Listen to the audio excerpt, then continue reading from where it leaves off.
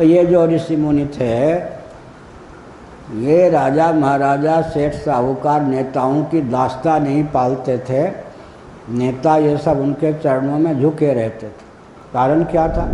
जो राम जी को ऐतिहासिक भी मान लेते थे, अंदर से उपन्यास का पात्र भी मानते थे, जिनके अनुयायी विनोबा जी की यही स्थिति थी। विनोबा जी और गांधी जी के अनुयायी जयप्रकाश जी तो खुल्लम खुल्ला भगवान राम को उपन्यास का पात्र मानते थे, उनको भगवान का अवतार। मैंने एक संकेत किया, जिस व्यक्ति को शास्त्र आदि का परंपरा से अध्ययन नहीं है, वो व्यक्ति अगर फलाहारी भी बनेगा, गोभक्त भी बनेगा, तो ऐसे ही बनेगा ना। क्या गांधी जी जैसे फलाहारी थे, गांधी जी जैसे गोभक्त थे, ऐसे तो बनेगा। इसलिए आवश्यक है, ये मैं अंतर्वेदना से कहता हूँ।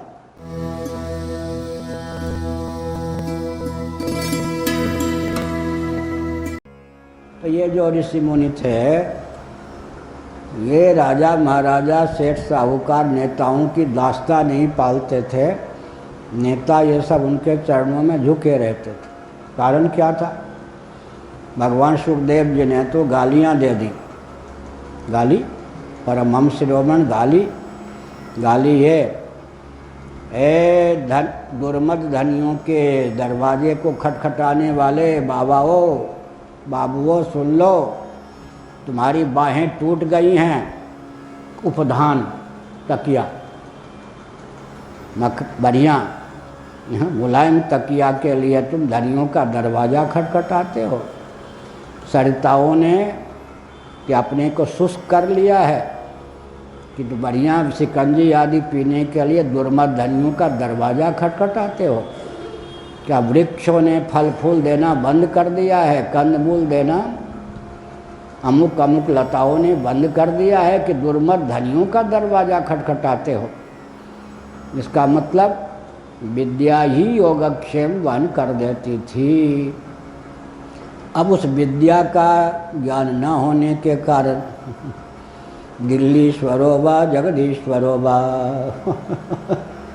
हमारे योगक्षेम तो दो, उसमें भी दिल्ली के ईश्वर मुग़ल शासक वहन कर सकते हैं या जगदीश्वर। जगदीश्वर तो दिखते नहीं। मूल बात है, मैं जगदीश्वर को तो मानता हूँ, लेकिन मेरी भावना की पूर्ति तो दिल्ली के ईश्वर ही कर सकते हैं। बादशाह लोग दास बन जाओ, बड़ी विकट बात है। इसीलिए बड़ा हमको मन में विचित्र भाव प्राप्त होता था। अच्छे अच्छे महापुरुष की पत्रिका में जब मैं पढ़ लेता था, जब तक सूरज चांद रहेगा राजीव तेरा नाम रहेगा। लो हाँ, तो हम सोचते थे इन सबों का ज्ञान विज्ञान कहाँ चला गया। इनके प्रवचन में वेदांत का लगता है कि साक्षात वेदांत के अवतार ही हैं, लेकिन जब तक सूरज चांद रहेगा राजीव तेरा नाम रहेगा। राजीव गांधी बहुत अच्छे हो सकते हैं, हम निंदा नहीं करते, लेकिन संत महात्मा ये लिखे हैं जब तक सूरज चांद रहेगा राजीव तेरा नाम रहेगा। इससे ज़्यादा पतन क्या हो सकता है? इसलिए कहा, एक महात्मा ने, गांधी जी बहुत अच्छे थे। आपने इतना बड़ा गांधी जी का चरित्र पढ़ा होगा। तो मैं जब 9वीं कक्षा में था तब 1000 पृष्ठ का गांधी जी का चरित्र पढ़ा होगा, लगभग 65 वर्ष पहले। गांधी जी से मेरा कोई द्वेष नहीं है। मैंने कुटीर उद्योग, लघु उद्योग, स्वच्छता का अभियान जो गांधी जी का था 64-65 साल पहले, इन सब को गांव में अपनाकर गांव को स्वावलंबी बनाने का मार्ग प्रशस्त किया था। लेकिन एक संकेत है, बुरा न मानो, होली है। एक लोकसभा के अध्यक्ष अयंगर, मैंने उनका प्रवचन भी सुना है बाबा होने के बाद दिल्ली में। जिस दिन नेहरू जी का शरीर पूरा हुआ था उस दिन एक सभा हुई थी। हम जिस संस्था में थे उसमें प्रतिबंधित न हो सभा, इसलिए अयंगर जी को बुलाया गया था। अयंगर जी ने क्या किया मालूम है? रामायण की शैली में गांधीयन जो भी की रचना की, उसमें एक संत जी ने अपनी लेखनी से सिद्ध किया गांधी जी भगवान के अवतार थे। लो, कहाँ लेखनी मर जाती है, टूट जाती है। लो, गांधी जी बहुत अच्छे थे, भगवान के अवतार कहाँ से हो गए? एक सोचने की बात। जिन्होंने कहा था राम जी ऐतिहासिक हैं या उपन्यास के पात्र, में निस्संदेह होकर नहीं कह सकता, ये कहा था। जो राम जी को ऐतिहासिक भी मान लेते थे, अंदर से उपन्यास का पात्र भी मानते थे, जिनके अनुयायी विनोबा जी की यही स्थिति थी। विनोबा जी और गांधी जी के अनुयायी जयप्रकाश जी तो खुल्लम खुल्ला भगवान राम को उपन्यास का पात्र मानते थे, उनको भगवान का अवतार। एक बहुत बढ़िया पिलखवा के राम भक्त थे, पिलखवा उन दिनों मेरठ जिला में था, आज कहीं और है।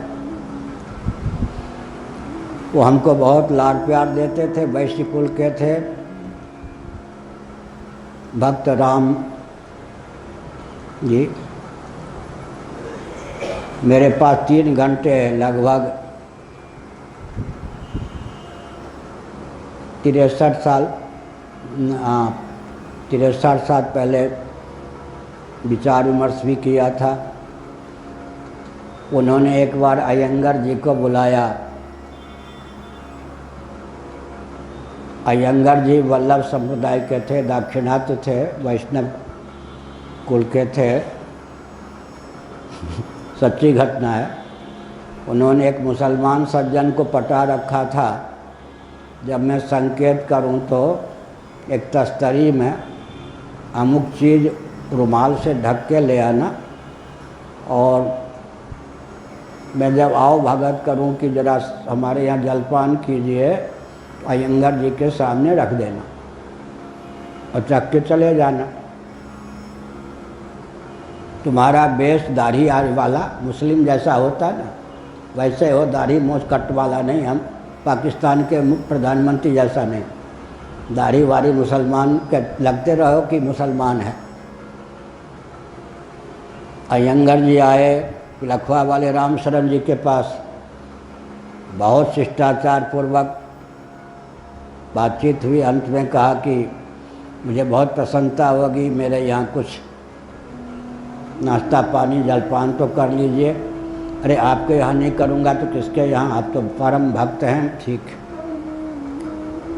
चुटकी बजा दी। पहले से तैयारी थी। मुल्ला देवता आए, वो तो यूँ कांग्रेसी ठहरे अयंगर जी, लेकिन थे वल्लभ संप्रदाय के। तस्तरी रख के संकेत किया रामशरण जी पर, वो चले गए।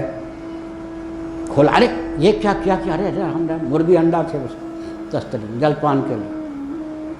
अरे आप हमारा स्वागत इससे, आप ऐसा छकाते हैं? मैं वल्लभ संप्रदाय का हूँ, बिल्कुल शाकाहारी हूँ। नहीं, मैंने बिल्कुल ठीक किया है। क्या किया? कोई शिक्षा देने के लिए किया? सुनिए, गांधी जी की पुस्तक पढ़िए, मुर्गी अंडा को फलाहार सिद्ध किया है। उन गांधी जी को आप ईश्वर मानते हैं, तो मैंने क्या बुरा किया? आप खाइए मेरे साथ। अच्छा, गांधी जी ने मुर्गी अंडा को फलाहार का? बिल्कुल। पुस्तक खोल कर दिखा दी कि हरिजन पत्रिका में निकलता था ना। आपको पता नहीं, गांधी जी का लिखा हुआ है मुर्गी अंडा फलाहार है। आप क्यों चौंके? मैंने गांधीवादी को जैसा स्वागत करना चाहिए किया। आंखें खुल गईं। उसके बाद का राम राम अब कभी नहीं बोलूँगा। आपने तो भगवान सिद्ध कर दिया ग्रंथि काल का, समझ गए? प्रयोग करके बता दिया।